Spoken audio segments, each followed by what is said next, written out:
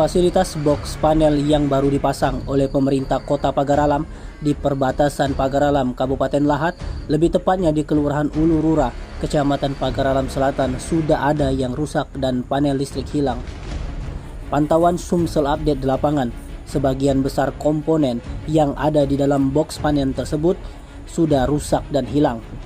Tidak tanggung-tanggung, box panel yang listrik yang hilang diduga dicuri kawanan maling senilai 30 juta rupiah lebih.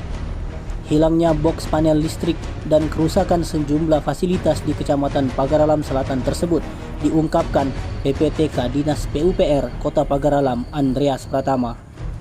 Andreas menyebut nilai aset ini bernilai sekitar 30 juta rupiah, dibangun oleh Dinas Pekerjaan Umum dan Perumahan Rakyat pada tahun 2022. Selama ini upaya pemerintah Kota Pagar Alam untuk menerangi sampai ke pelosok dusun.